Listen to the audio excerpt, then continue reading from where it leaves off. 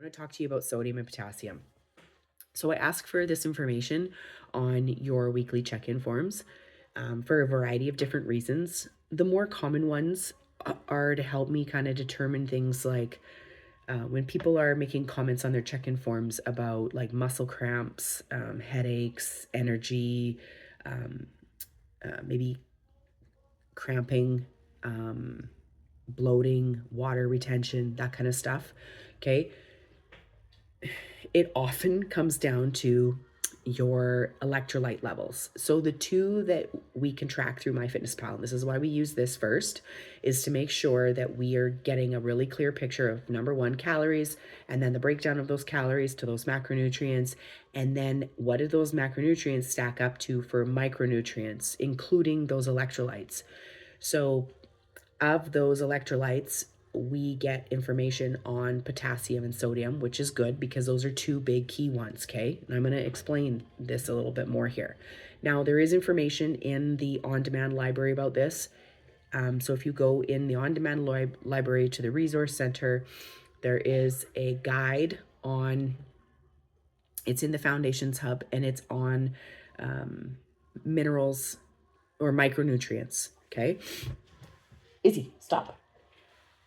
Dog is licking herself consistently.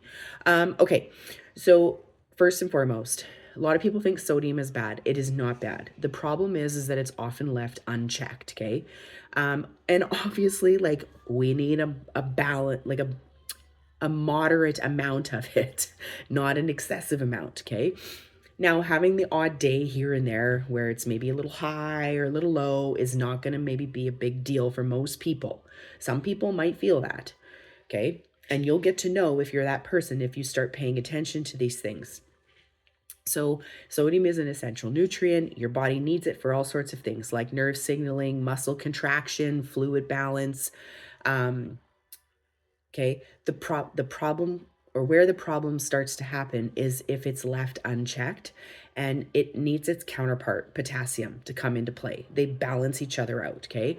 The recommendation is a 3-to-2 ratio. So 3 potassium to sodium. Okay. So in actual numbers, the recommendations for most people are about 3,500 milligrams of potassium and 2,300 milligrams of sodium. Okay. Now, this is for the average person, average recommendation. If you're someone who has some sort of heart condition or high blood pressure or whatever, your recommendation might look a little bit different. Okay. Or maybe you have some other underlying health issue that the doctor has said, I need you to be a little more moderate on your sodium intake. Okay. They're not never going to tell you, no, don't take any sodium, because you need that sodium, right? But then if you know that, this is why I want to share this. Not only for if you're in that situation, but to help prevent it in the first place. When you can then balance that out with the right amount of potassium in a nice balance, your body is going to perform way better, and you're not going to have the negative impact of that imbalance. Okay, so when your body has more sodium than potassium, okay, your body's going to hold on to more water. The water is going to, or more water in your bloodstream is going to mean a higher blood volume. That higher blood increase is going to increase your blood pressure and put more pressure on your blood vessel walls. Think garden hose turned up too high. Okay. Over time, that constant pressure stiffens the vessel and pushes the blood pressure up. Okay. So this is important for you to know. So the other thing is that not all your salt doesn't necessarily come from a salt shaker. Okay. Most people are not overdoing things with the salt shaker. Here, the plot twist is that 70 to like 75% of your sodium is coming from processed packaged foods, breads and wraps, deli meats, sauces, dressings, um, marinades, restaurant meals, snack foods, things like that. Okay. That's where the majority of it's coming from. So this is why we really want to work on um, moderating the the types of foods we're consuming, so that way we can not only support our body with the right amount of calories and hit those macro targets better, but we are also balancing out those micronutrients, which is just going to help us across the board with all of our health markers. Okay. Now, potassium is the calm to sodium. Okay. It's the responsible cousin. Okay. It helps regulate that fluid. It helps support muscle and nerve function. And most importantly, for blood pressure, it helps the kidney excrete that excessive sodium through urine. Okay. So potassium helps the blood vessels relax, reducing resistance so that the blood can flow more easily. Less resistance equals lower pressure. Simple physics. Okay. So again, the daily recommendations for both are 3,500 milligrams of, 34 to 3,500 milligrams of potassium and 2,300 milligrams of sodium. Okay. And that's an average. Okay. So real life places where you can get more potassium, not from a pill, but from food. Okay. Potatoes and sweet potatoes, bananas. They're probably one of the best sources of potassium. Okay. Avocados, beans and lentils, leafy greens, squash, yogurt. Okay. And bonus, you guys, a lot of potassium rich foods are also high in fiber. So if you're working to, balance or bring up your fiber intake and your potassium intake, you're going to be killing two birds with one stone. Okay, so that's awesome. And usually when I see someone's getting, over 25 grams of fiber a day, their sodium levels in most cases are pretty decent as well. Okay. Unless, of course, most of their fiber is just coming from like a supplement, which I have never had a client do that. But just so you know, there's a nice little fun fact, right? So here is some more side effects, okay, that you may not realize that can come from having an imbalance of potassium and sodium. So chronically high sodium, that intake, and it might not even necessarily mean that it's like high as in like the milligrams, but it maybe be higher than say potassium. So maybe it's like a 3-to-1 ratio, sodium to potassium, okay? This can increase your risk of stroke, put more strain on your kidney, more calcium loss from your bones, more fluid retention and bloating, okay?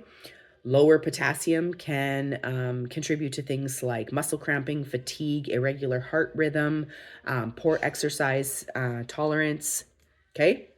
So translation is you're going to feel worse before your labs ever flag anything, okay?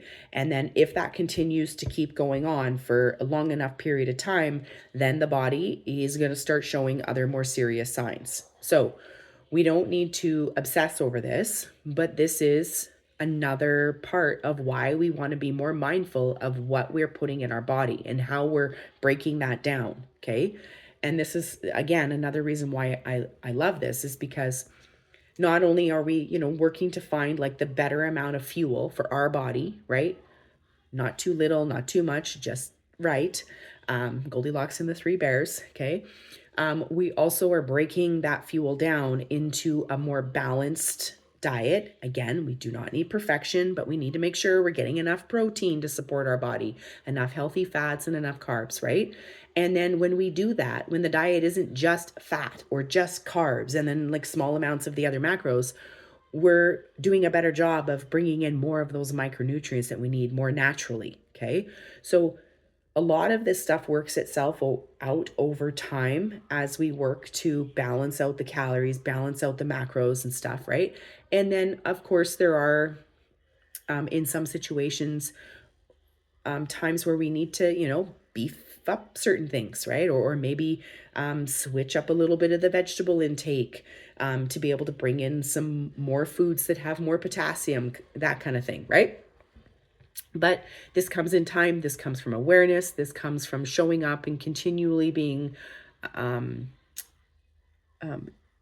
the mindset of like looking at the data and assessing it and knowing what it means. Okay. And then how to make a plan where you have some small action steps that you can work on taking, not doing some big like overhaul of your life. Right. And with small little steps, like bringing in a couple more foods into your diet that contain a little bit higher potassium levels, that could be a really great step. Something really simple, nothing crazy, and in a matter of a few months could change the outcome of some of the signs and symptoms you're having of having imbalanced electrolytes. Okay.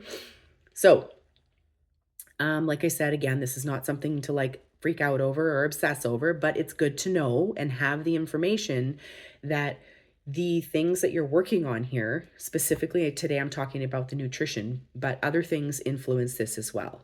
So your sleep, your stress management, exercise, etc. But a big at the front of the line, in your face factor for a lot of this is your nutrition, okay, and the breakdown of that. So just continue to be curious and look at your data when you're putting it in. And if you don't look at it on a regular basis, then use that check-in day to have that time where you take a couple minutes and you go back and you actually look for those averages of those things that I'm asking for.